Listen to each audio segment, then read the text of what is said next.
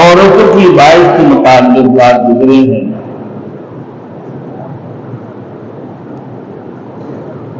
باتیں نامکمل ہونے کی وجہ سے آج دوبارہ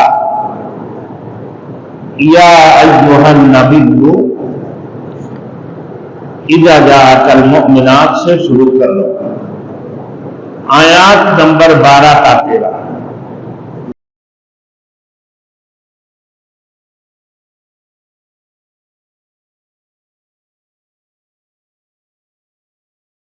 Thanks for watching. Don't forget to like, comment, share and subscribe to Maulana Habibullah Ruhani Official. الحمد لله وكفى وسلام على عباده الذين اصطفى، أما بعد فأعوذ بالله من الشيطان الرجيم، بسم الله الرحمن الرحيم، يا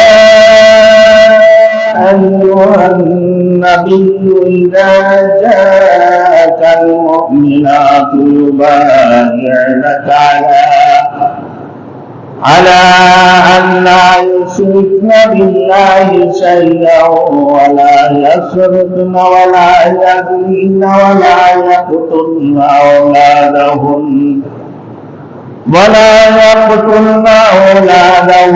ولا يأتين ببهتان يفترينه بين أيديهن وأرجلهن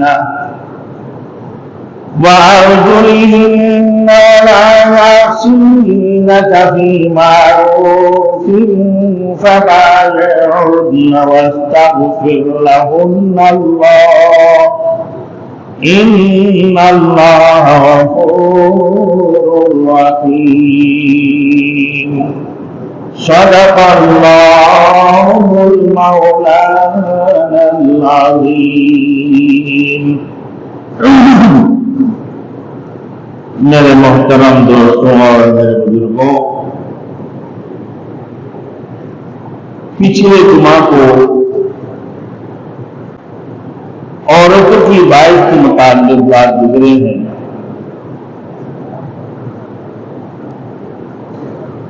باتیں نامکمل ہونے کی وجہ سے آج دوبارہ یا ایھا النبی اذا جاءک المؤمنات سے شروع کر لو، آیات نمبر 12 کا 13۔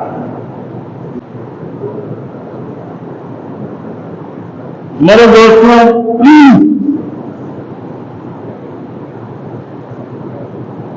آج کی درس میں اللہ نے عورتوں کے باعث کی شرائط کا ذکر کیا ہے۔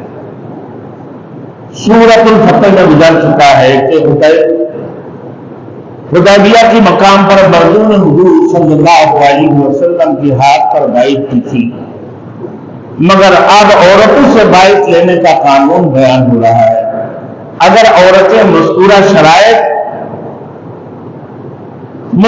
شرائط پر پورا اتریں گے تو وہ کامیابی سے ہمکنار ہوں گے، ورنہ خالی بیعت بے سود۔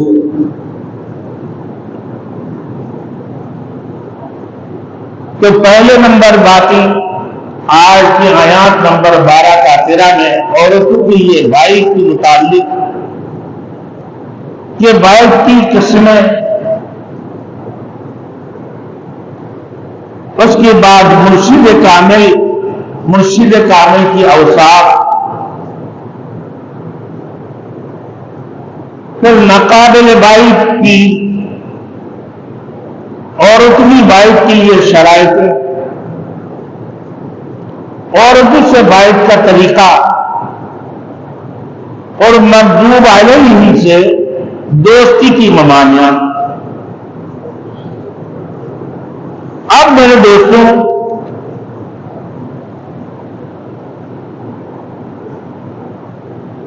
بر صغیر کے مفکر اسلام، مفسر قرآن،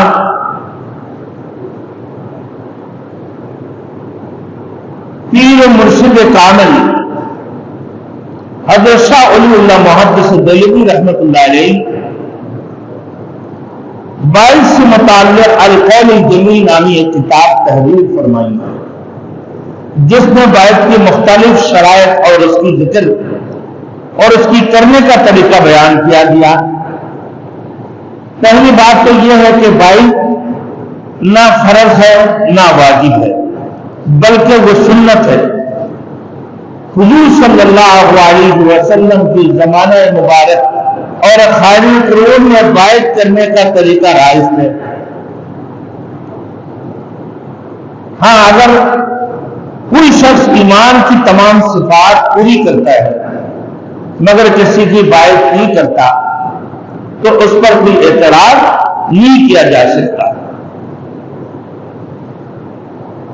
آب شاہ صاحب نے بیعت کی قسمیں بیان کی ہے کہ بیعت کی بہت سی قسمیں ہیں۔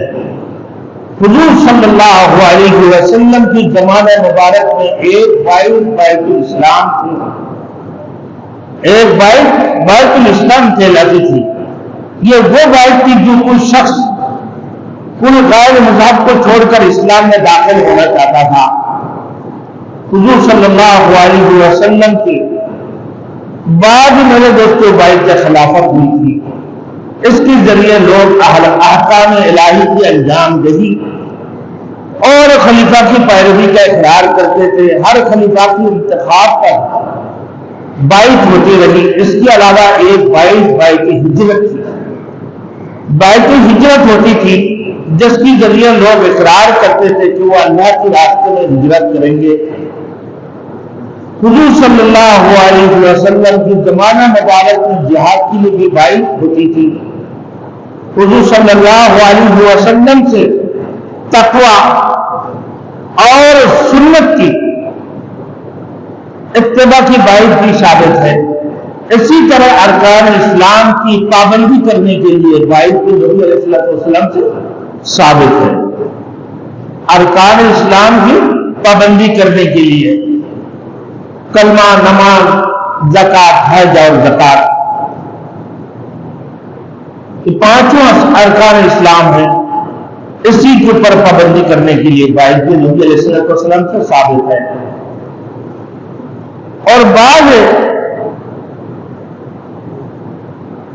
بزرگوں سے بدتکرار بیعت بھی ثابت ہے، جسے حضرت سلمہ بن اکوع رضی اللہ تعالیٰ عنہ بڑے بہادر آدمی تھے، اور حدیبیہ کے مقام پر آپ تین دفعہ بیعت کی گئی، اور یہ بھی بیعت درست ہے کہ کوئی اقرار کرے کہ میں سنت کا اتباع اور بدعات سے اجتناب کروں گا۔ حضور صلی اللہ علیہ وسلم نے بعض عورتوں سے جو بیعت کی تھی اس میں یہ وعدہ بھی شامل تھا، اللہ تمنا کہ وہ نوحہ نہیں کرے گی، بیعت نہیں کرے گی، وہ کپڑے نہیں پھٹے گی اور نہ ہی چہرہ نوچے گی۔ حضور صلی اللہ علیہ وسلم نے فقراء مہاجرین سے یہ بیعت بھی لی تھی کہ اللہ یسألوا احدا، یعنی وہ کسی سے سوال نہیں کریں گے۔ بعض صحابہ اس قدر محتاط ہو گئے تھے کہ جب وہ اپنے سواری پر سوار ہوتے تھے اور ان کے ہاتھوں سے جب چھری گر جاتے تھے کہ بیعت فقراء مہاجرین کی کہ وہ کسی سے سوال نہیں کریں گے، اس بات کی بنیاد پر اپنے ہاتھوں سے سواری کے اوپر ہوتے ہوئے چھڑی گر جاتے ہیں، اور وہ چھڑی کسی کو پکڑوانے کے لیے نہیں بتاتا تھا، نہیں کہتا تھا، بلکہ خود وہ سواری سے اتر کر اپنے چھڑی لیتے تھے۔ اسی طریقے سے میرے دوستوں حضرت جابر بن عبداللہ رضی اللہ تعالیٰ عنہ صلی اللہ علیہ وسلم سے اس بات پر بیعت کی کہ میں نماز کی پابندی کروں گا اور زکوٰۃ احتیاط سے ادا کروں گا، وَالنُّصْحَ لِكُلِّ مُسْلِمٍ، اور ہر مسلمان بھائی سے خیر خواہی کروں گا۔ اب اسی طریقے سے میرے دوستوں احادیث مبارکہ سے ثابت ہے کہ بعض لوگوں نے اس عہد پر بیعت کی کہ اللہ یخاف لومۃ لائم، یعنی وہ اللہ کے معاملہ میں کسی ملامت کرنے والے کو ملامت کرنے والے کی ملامت سے خوف نہیں کھائیں گے، بلکہ وَأَن يَقُولُوا الْحَقَّ إِنَّمَا كَانُوا، بلکہ وہ جہاں کے بھی ہو سچی بات ہی کرے، خواہ اس کے لیے کتنا بھی خطرہ مول لینا پڑے۔ ایسے لوگ کسی بڑے سے بڑے جابر کے سامنے بھی کلمہ حق کہنے سے دریغ نہیں کرتے۔ اللہ کے معاملہ میں ملامت کرنے والے کے سامنے خوف زدہ نہیں ہوتے تھے، اور سچی بات کہنے سے بھی کبھی ڈرتے نہیں تھے، کتنا ہی مشکل کیوں نہ ہو ان کے لیے، کتنا ہی خطرہ مول لینا پڑے۔ ایسے لوگ کسی بڑے سے بڑے جابر کے سامنے بھی کلمہ حق کہنے سے وہ دریغ نہیں کرتے۔ آپ میرے دوستوں، بائت کی ایک قسم بائت توبہ بھی ہے۔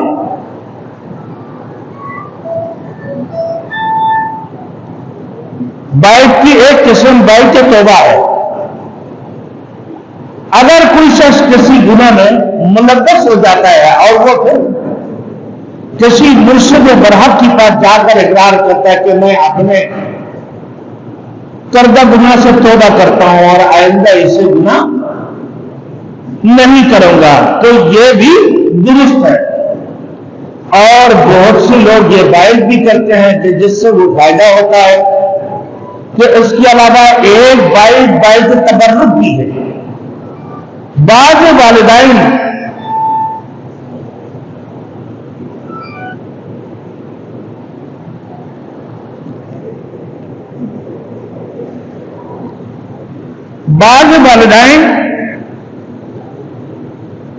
رسول مقبول صلی اللہ علیہ وسلم کی خدمت میں حاضر ہو کر عرض کرتے تھے کہ حضور ان کو بائت کر لیں۔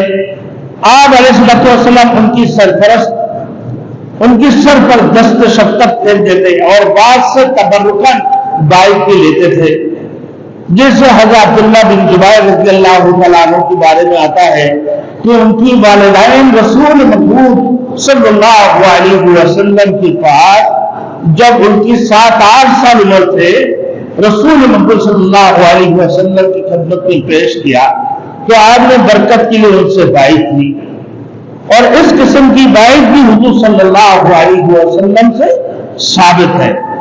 بعض بزرگان دین کی سلسلہ میں شامل ہونے کے لیے بھی بائت کی جاتی ہے۔ اب شاہ رفیع الدین رحمت اللہ علیہ نے بائت کی 4 قسمیں بیان کی ہے۔ فرماتے ہیں ایک بائت وسیلہ ہے، ایک بائت وسیلہ ہے جو کسی سلسلہ میں منسلک ہونے کے لیے کی جاتی ہے۔ دوسرے قسم کی بائت احکام شریعت کی پابندی اختیار کرنے کے لیے ہوتی ہے۔ پھر تیسری جو بائت ہے وہ یہ ہے کہ انسان اپنے وظائف پر پابندی رہنے کے لیے پابندی اختیار کرنے کے لیے بائت طریقت کرتا ہے۔ اگر انسان صاحب ہمت ہو اور محنت کر سکتا ہو تو وہ مشاہدات حاصل کرنے کے لیے بائت ہو سکتے ہیں اور اس میں محنت کریں۔ چوتھی قسم کی بائت حقیقت کرتا ہے۔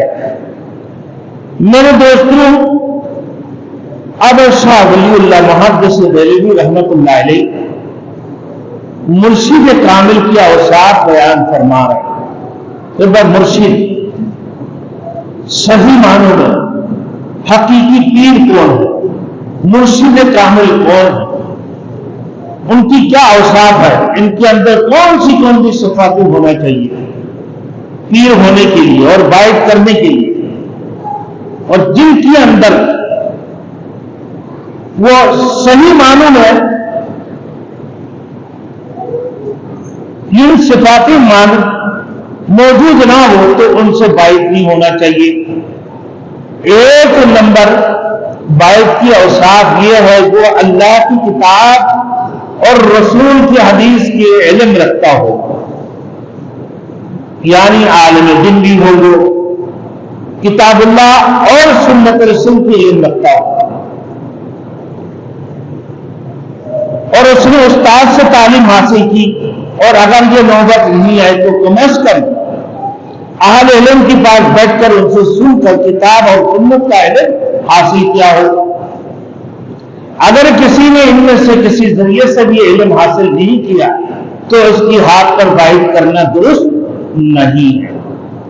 عالم دین یعنی کتاب اللہ اور سنت کی علم نہیں رکھتا ہو، اپنے استاد سے کوئی علم حاصل نہیں کیا ہو، یا کسی عالم دین کی مجلس میں بیٹھ کر کتاب و سنت کی علم حاصل نہیں کیا ہو، تو ایسے لوگوں سے میرے دوستوں بیعت نہیں ہونا چاہیے۔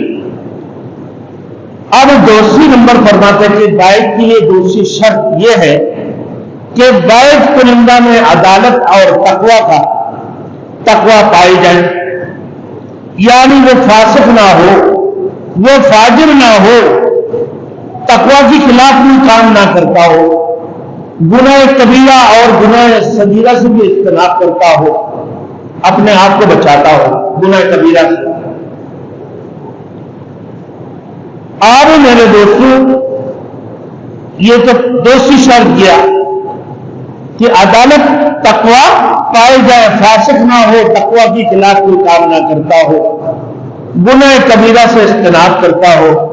تیسری نمبر شرط یہ ہے کہ بیعت کرنے والا آخرت میں رغبت رکھتا ہو، اس کے اندر دنیا کی محبت نہیں ہونا چاہیے، مال و دولت کی محبت نہ ہونا چاہیے۔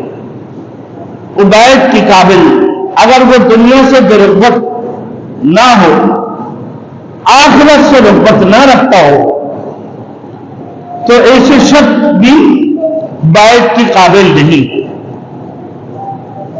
پھر فرماتے ہیں کہ چوتھی شرط یہ کہ وہ شخص امر بالمعروف اور نہی عن المنکر کرتا ہو، یعنی لوگوں کو اچھے کام کو حکم کرتا ہو اور لوگوں کو برے کام سے روکتا ہو۔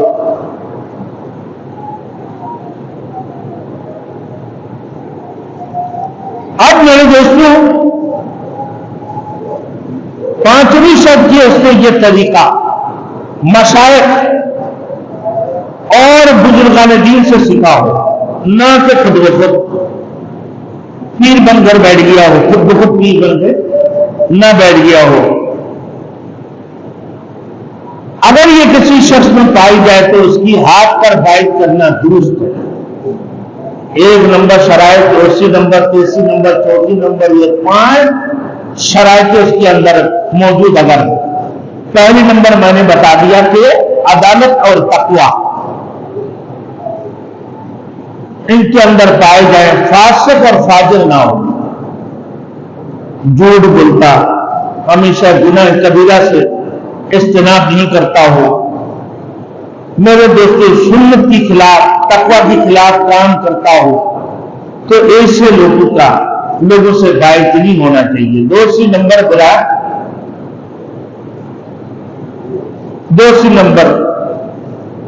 پہلی نمبر جو میں نے بتایا کہ بھائی عالم دین کتاب اللہ اور سنت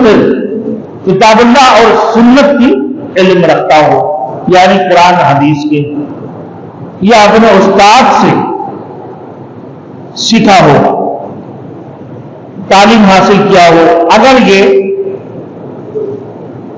نوبت نہیں ہے تو کم از کم عالم علم کی مجلس میں بیٹھ کر علم حاصل کرتا ہو۔ اس کے علاوہ اگر وہ علم حاصل نہیں کیا تو اس کے ہاتھ پر بیعت کرنا بھی درست نہیں ہے۔ اگر کسی نے ان میں سے کسی ذریعے سے بھی علم حاصل نہیں کیا تو اس کے ہاتھ پر بیعت کرنا درست نہیں ہے۔ دوسری نمبر بھی دیا کہ عدالت، تقوی، فاسق اور فاجر نہ ہو، خلاف شرع کوئی کام کرتا نہ ہو، گناہ کبیرہ سے اجتناب کرتا ہو، گناہ صغیرہ سے بھی اپنے آپ کو بچاتا ہو۔ تیسری شرائط، بیعت کرنے والا آخرت میں رغبت رکھتا ہو، دنیا سے بے رغبت ہو، دنیا کمانے کی یہ نہیں، یعنی دنیا سے بے رغبت، آخرت سے رغبت والے، اس کی بغیر وہ بائک کی قابل نہیں۔ چوتھی شرط امر بالمعروف نہی عن المنکر کرنے والے۔ وما آتاکم الرسول فخذوہ وما نہاکم عنہ فانتہوا، ان کے اندر جس سے اللہ کے رسول نے حکم فرمایا اس کو مردودی سے بعد جس سے منع فرمایا اس سے رک جانا۔ پھر فرمایا وہ امر بھی معروف کرتا ہو، نہی عن المنکر بھی کرتا ہو، اچھی باتیں بتاتے ہوں گے، بری کاموں سے لوگوں کو بھی منع کرتے ہو۔ اس میں بھی 3 قسمیں ہیں۔ ایک تو ڈائریکٹ براہ راست منع کرنا ان کے خلاف، دوسری نمبر یہ نہ ہو تو کم از کم زبان سے، ایک تو یہ کہ اپنے ہاتھوں سے روک لینا، دوسری کم از کم ہاتھوں سے نہیں رک سکتے، اپنے زبان سے۔ تیسری نمبر آخری ایمان کی درجہ ہے کہ اپنے دلوں سے اس کو برا سمجھنا۔ اب آئیے میرے دوستوں، چوتھی شرط یہ گزرے، پانچویں شرط کہ اس نے یہ طریقہ کسی مشائخ یا بزرگان دین سے سیکھا ہو، نہ کہ خود بخود دین بندر بیٹھ گیا۔ تو 5 یہ شرائط کسی شخص میں پائے جائے تو اس کے ہاتھ پر بیعت کرنا درست ہے۔ البتہ یہ بات ذہن نشین ہونے دے کہ اس قسم کی بیعت کو سنت کا درجہ حاصل ہے، فرض نہیں ہے، واجب نہیں ہے۔ اگر وہ ایمان اور اسلام کی تمام تر صفات ان کے اندر موجود ہو تو اگر وہ بیعت نہ بھی ہو تو کوئی حرج نہیں ہے، کیونکہ بیعت ہونا یہ سنت رسول ہے۔ لیکن سنت تو ہے میرے دوستوں۔ اب میرے دوستوں، ہمارے نفس، یہ نفس امارہ بہت بڑی خطرناک ہے میرے دوستوں، کہ مکن نفس امارہ رہا، ہمارے نفس امارہ جو ہے میرے دوستوں بڑے خطرناک راستہ اختیار کر لیتے ہیں۔ نماز بھی پڑھتے ہیں، روزے بھی رکھتے ہیں، زکوٰۃ بھی ادا کرتے ہیں، حج و عمرہ بھی کرتے ہیں، قربانی بھی کرتے ہیں، مگر گناہ سے بھی اجتناب نہیں کرتے ہیں۔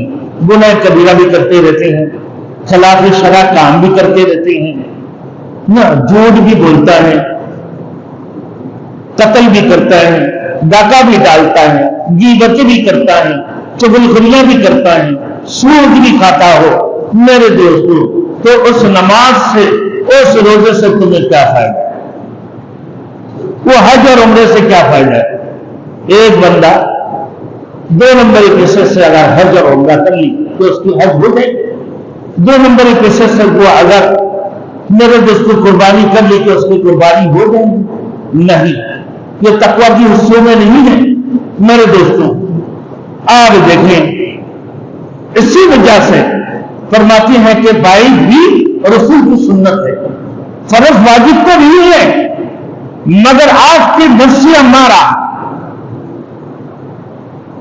یہ خطرناک قسم کی ہے میرے دوستوں کہ آپ کے گناہوں سے، سود کھانے سے، رشوت کھانے سے یا دیگر گناہ کبیرہ سے بچاتے نہیں ہو تو اس صورتوں میں اولیاء اللہ کے ہاتھ میں، بزرگان دین کے ہاتھ میں ہاتھ رکھ کر بیعت ہو جائیں میرے دوستو، یہ کیا ہے؟ سنت ہے۔ اور یہ وعدہ کریں کہ بھائی میں توبہ کرتا ہوں، آئندہ کبھی اس قسم کے کام نہیں کروں گا، میں رشوت نہیں کھاؤں گا، سود نہیں کھاؤں گا، گناہ کبیرہ نہیں کروں گا، چوری نہیں کروں گا، ڈاکہ نہیں ڈالوں گا، غیبتیں نہیں کروں گا۔ اس قسم کی وعدے کے اوپر میرے دوستو بیعت کر لینا چاہیے تاکہ ان کی اصلاح ہو جائے، یہ سنت ہے۔ اب بعض لوگ ظاہری شکل و صورت سے تو اچھے والے معلوم ہوتے ہیں میرے دوستو، دیکھنے میں لگتے ہیں بہت بڑے اللہ والے ہیں ماشاءاللہ شکل و صورت میں، مگر وہ حقیقت سے خالی ہوتے ہیں۔ علامہ رومی رحمت اللہ علیہ ایسے ہی لوگوں کے متعلق فرمایا کہ اے بسا ابلیس آدم روئے ہست، اے بسا ابلیس آدم روز ہست پس بار دست نہ بے آیا داد دست. بعض لوگ انسان نما شیطان ہوتے ہیں، انسان نما شیطان ابلیس، لہذا بلا سوچے سمجھے ہر کسی کی ہاتھ میں اپنا ہاتھ نہیں دینا چاہیے، ہر کسی کے ہاتھ میں ہاتھ نہیں دینا چاہیے. بھائی آپ کس کی ہاتھ پر ہاتھ رکھتے ہو؟ یہ رسول کی سنت ہے، اللہ کے رسول کی سنت کی اطاعت، گناہ کبیرہ سے بچنے، اللہ کی خوشنودی حاصل کرنے کے لیے کہ اللہ ہم پر راضی ہو جائے، اللہ کے حکم کی فرمانبرداری کرنے کے لیے، تقوی اختیار کرنے کے لیے، جنت کے میرے دوستوں پر امید اللہ کی رحمت سے میرے دوستوں مطمئن ہونے کے لیے کہ اللہ کی رحمت سے لا تقنطوا من رحمت اللہ، نا امید مت ہو اللہ کی رحمت سے. یہ سارے باقی اس میں شامل ہیں. اب میرے دوستوں یہ انسان نما شیطان بلا سوچے سمجھے ہر کسی کے ہاتھ میں اپنا ہاتھ نہیں دینا چاہیے. بدعت سے خالی نہیں ہے، شرکیہ رسومات سے پاک نہیں ہے، شرکیہ رسومات سے پاک نہیں ہے. تو بیعت کنندہ میں یہ سارے شرائط پائی جانا چاہیے. اگر یہ موجود نہ ہو تو میرے دوستوں ان کی ہاتھوں سے بیعت نہیں ہونا چاہیے. کتاب اللہ کی علم، اللہ کے رسول کے حدیث کی علم بھی ہو، استاد سے علم حاصل کیا ہو، یا کسی علمی مجلس میں بیٹھ کر علم سکھا ہو. اب آئیے میرے دوستوں ان سے بیعت کنندہ سے اجتناب کرنا چاہیے تو محض رسومات باطلہ اور بدعت کا انجام دینے کی تلقین کرتا ہو. سن 1990 کی بات ہے، جامع مسجد البرکات مسجد کے سامنے ایک بابا جی تھے، میں وہاں امامت کرتا تھا. وہ بابا جی انڈیا سے تشریف لائے کہ روزہ رکھنے کی نعوذ باللہ ضرورت نہیں ہے، نماز کی تمہیں ضرورت نہیں ہے، اور وہ جنت کی ٹکٹ دے رہا تھا، جنت کی ٹکٹ دینے والا. آج وہ ان کی مرید شاید، میں بھی دیکھتا ہوں لوگوں سے سنا کہ اپنے پیر صاحب کی شکل کی طرف دیکھ کر اور وہی کلمہ پڑھ کر جو ہے نعوذ باللہ وہ اپنے بکرا حلال کرتا تھا. اس کو نماز بھی کبھی نہیں دیکھا، روزے کبھی نہیں رکھتا تھا. لڑکوں نے یا نوجوان لڑکوں نے پتھراؤ کر کے ان کے گھر میں کہ بھائی یہ پیر صاحب کون سی پیر صاحب ہے کہ نماز کی بھی ضرورت نہیں ہے، روزے کی بھی ضرورت نہیں ہے، اور وہ جنت کی ٹکٹ دے رہا ہے. بڑے ہنگامہ ہو گئی. بہرحال اللہ نے نوجوان ینگ لڑکوں کو بچا دی کہ خبر کر آئندہ کبھی ہمارے اس علاقہ میں نہیں آنا، دفاع ہو گیا دوبارہ. یہ کون سی پیر ہے؟ آج میرے دوستوں دیکھیں، آج سے 1000 سال پہلے 9ویں صدی کی بزرگ حضرت خواجہ عبد القدوس گنگوہی رحمت اللہ علیہ، 9ویں صدی کی اللہ کی ولی، اپنے مکتوبات میں اپنے دور کا شکوہ کیا، اس دور کی شکوہ کر رہے ہیں. اور ابھی تو میرے دوستوں کیا ہو گیا؟ فرماتے کہ ہائی ہاتا امروز وقت روز معاذ کہ جہاں اس پیری و مریدی پرشدہ و ہیچ خبر مسلمانی نہیں.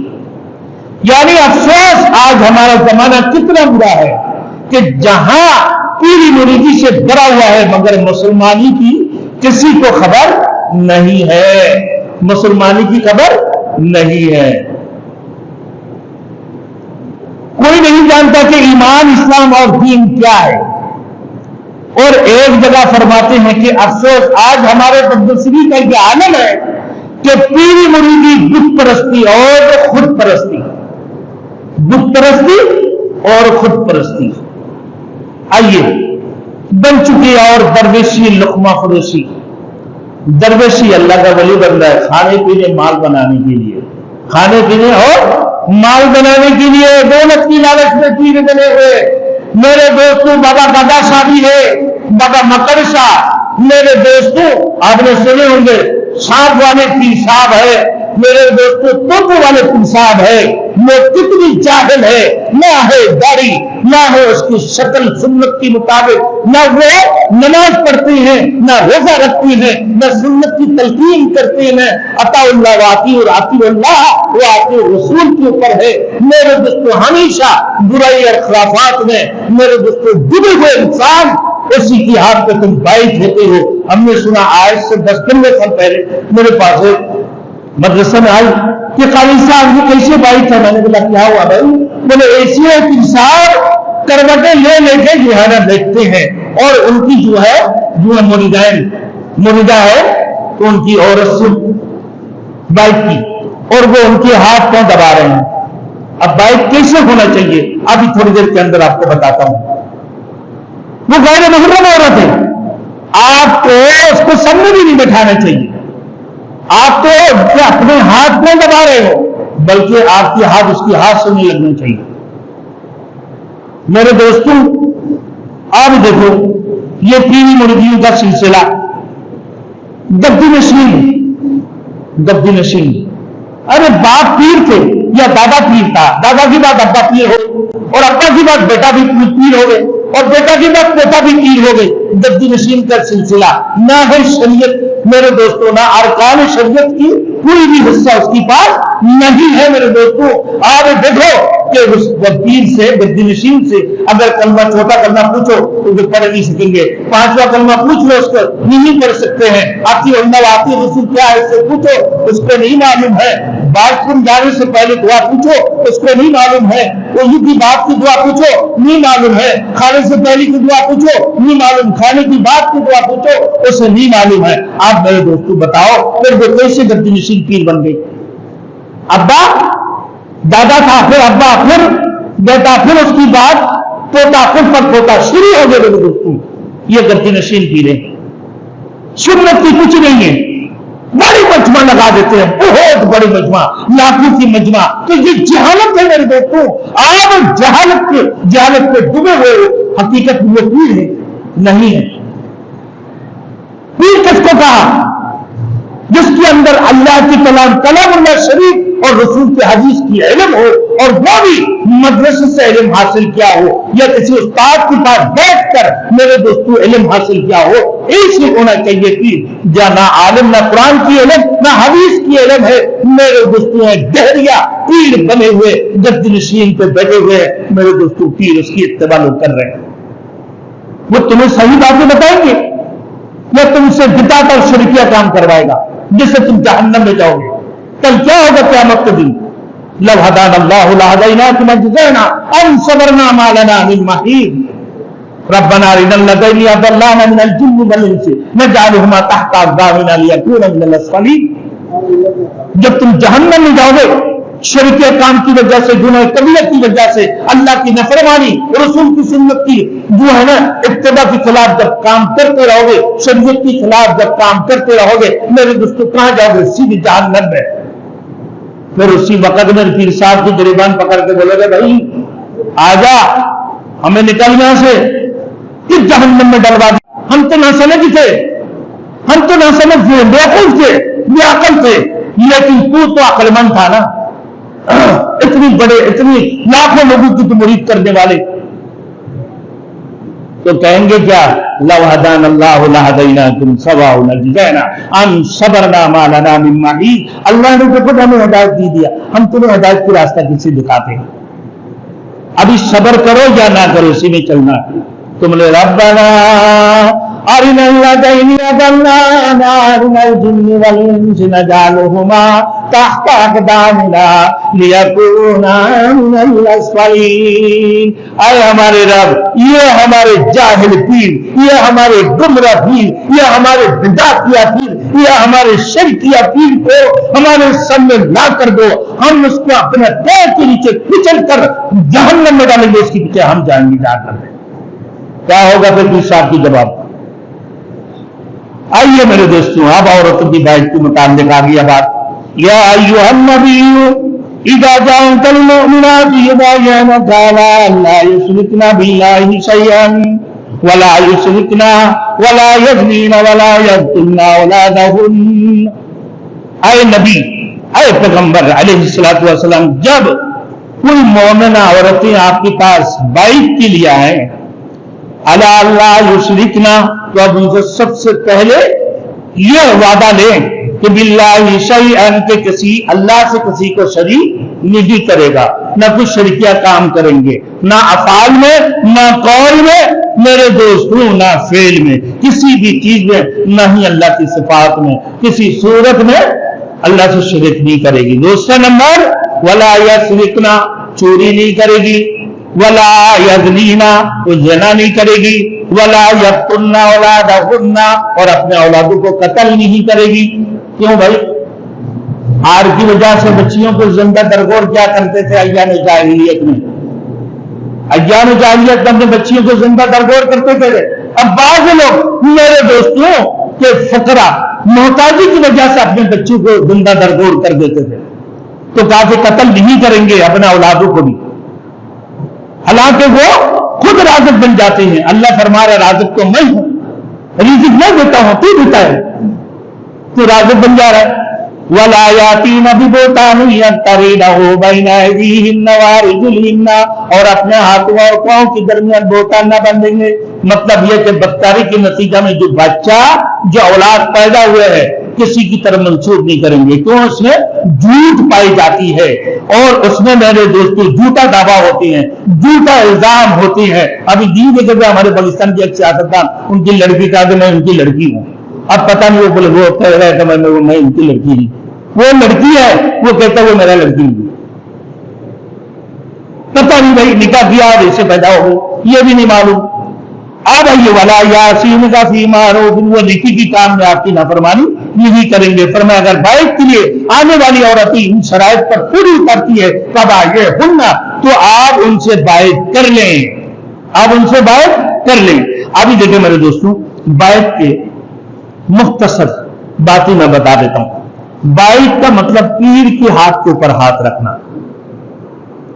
مردوں کے لیے سن لیں، پیر کی ہاتھوں کے اوپر ہاتھ رکھنا اور اپنے آپ کو عہد کرنا کہ سنت رسول کے خلاف کوئی کام نہیں کریں گے، گناہ کبیرہ گناہ صغیرہ سے اجتناب کریں گے، شریعت کے خلاف کوئی کام نہیں کریں گے.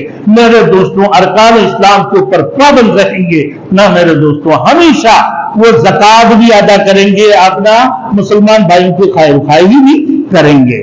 اب یہ مردوں کی بیعت ہو گئی. عورتوں کی بیعت حضرت عائشہ صدیقہ رضی اللہ تعالیٰ عنہ فرماتی ہے کہ ایک عورت آئی کہ میں اللہ کے رسول سے ہاتھ ملانا چاہتی ہوں بیعت کے لیے. اب اللہ کے 100 کے لیے جو قانون ہے ایک کے لیے بھی وہی قانون ہے، 100 کے لیے جو قانون ہے ایک کے لیے بھی وہی قانون ہے. کہ اللہ کے رسول ان سے ہاتھ ملا؟ نہیں، اللہ کے حکم ہے. پھر اللہ نے کیا فرما دی میرے دوستوں کہ بھائی یہ ہے بیعت کے لیے کہ اگر وہ نہیں مان رہی ہے یہاں تک کہ اولاً تو کہ ان کو جو ہدایت دی جا رہا ہے بس اسی پر عمل کرے، نہیں تو برکت کے لیے، تبرک کے لیے کہ اللہ کے ایک برتن لی جائے، اس میں پانی رکھے، اس میں ہاتھ ڈالیں پھر صاف، اور پھر وہ عورت جو بیعت ہونا چاہتی ہیں اسی پانی میں ہاتھ ڈالے. ہاتھ ملانے کی اجازت نہیں آئی. اور یہ نہ ہو تو ایک لمبی چادر جسے پکڑی ہے، جسے رومال ہے، وہ پکڑا دیا، پیر صاحب نے اس کو پکڑا، ان کے مریدان اس کو پکڑ لے. بیعت کی یہ طریقہ ہے. یہ طریقہ کہاں سے ہوا ہے بھائی؟ عورتوں کو سب میں بٹھا کے بیعت کرو اور ان کے ہاتھوں میں ہاتھ بھی ملاؤ، ان کی سر میں بھی ہاتھ پھرو، پھر الٹا لے جاؤ اور پھر اپنے ہاتھ پاؤں بھی دباتے رہو. خبیث تو پی رہے شیطان ابلیس، اور تو پی رہے شیطان ابلیس. رسومیات پیر میرے دوستوں رسومات میں پابندی کرنے والے، سنت کے خلاف کام کرنے والے، شریعت کے خلاف کام کرنے والے. آج ایک بات میرے دوستوں، تھوڑی سی بات رہ گئی، آئندہ جمعہ کو بتا دوں گا.